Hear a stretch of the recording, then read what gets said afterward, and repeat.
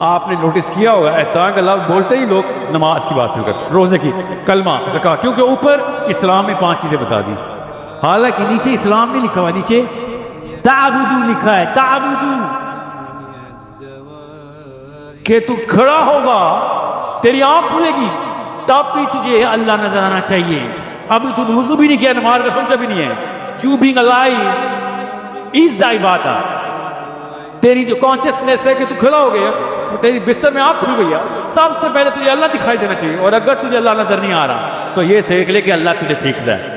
اللہ کو تو نظر آ رہا ہے، کنیکشن دونوں طرف کا ہونا چاہیے، مگر تیرے پاس ایک طرف کا تو ہے، کیونکہ اللہ تو بے بس نہیں ہے، اللہ کو تو نظر آ رہا ہے۔ ہم نے کیا سوچا ہے نماز میں کھڑے ہونے کے لیے، کیوں؟ کیونکہ انکل نے بتایا تھا تعبد کا مطلب ہوتا ہے عبادت، عبادت کا مطلب ہوتا ہے نماز۔ یہ پاکستان کے سیمینٹکس کی بیماری یہاں پہ آ گئی، اور ہم نے احسان جیسے لفظ، میرے عرب استاد تھے، جب ہم نے اس کو احسان کا پوچھا نا کہ یہاں پہ اللہ نے احسان کا لفظ کیوں دیا، he was so casual about this and he said, have you never said anywhere in your life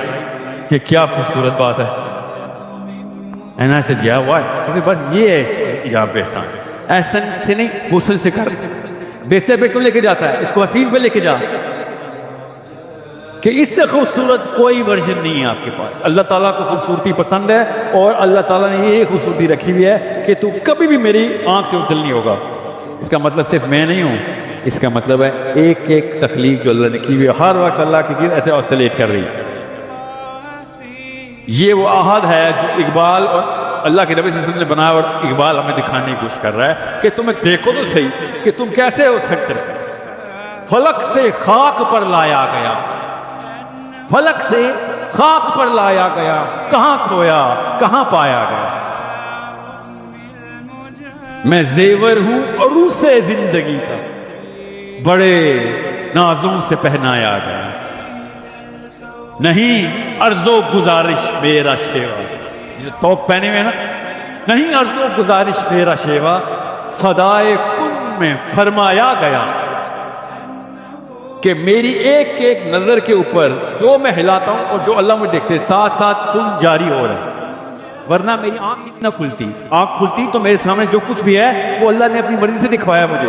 کیونکہ میں اگر ان کو دیکھوں گا میرے ذہن میں کوئی خیال آئے گا، ان کو دیکھوں گا کچھ اور آئے گا، تو میرے سامنے جو کچھ آتا ہے وہ اسی وقت میری کانشیسنیس کا حصہ بن جاتا ہے، اور اسی وقت پیچھے سے کن چل رہا ہوتا ہے۔ ہم سمجھتے ہیں کہ اللہ نے کن کا بگ بینگ ہو گیا، اس کے بعد سب کچھ خود ہی ہو رہا ہے، اور اس کو کہتے تھے یہ ویسٹرن فلاسفر سے ماندہ ہے، اس بات میں ان کو یہ سمجھ نہیں آتی تھی کہ ان کو خود فلاسفی سمجھ نہیں آتی،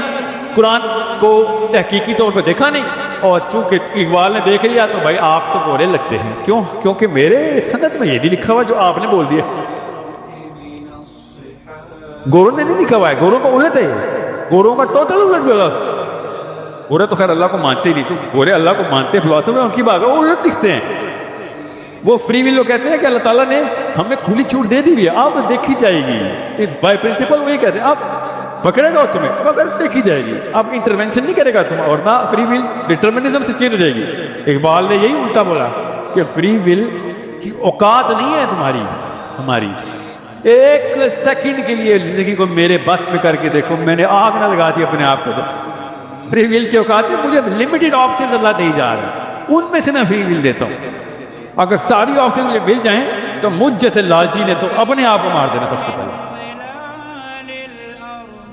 کروڑوں خربوں میں سے 1 2 3 4 کی اوقات ملتی ہے کہ یہ لو، اس کے علاوہ نہیں تم چوز کر سکتے، ریڈی نہیں ہوئے تم۔ یہ فرق ہوتا ہے کہ عام بندے اور نبی میں، نبی کو نظر آتا ہے سب کچھ کیونکہ وہ تیار ہوتا ہے، اس نے صحیح فیصلہ کرنا ہوتا۔ ہم تو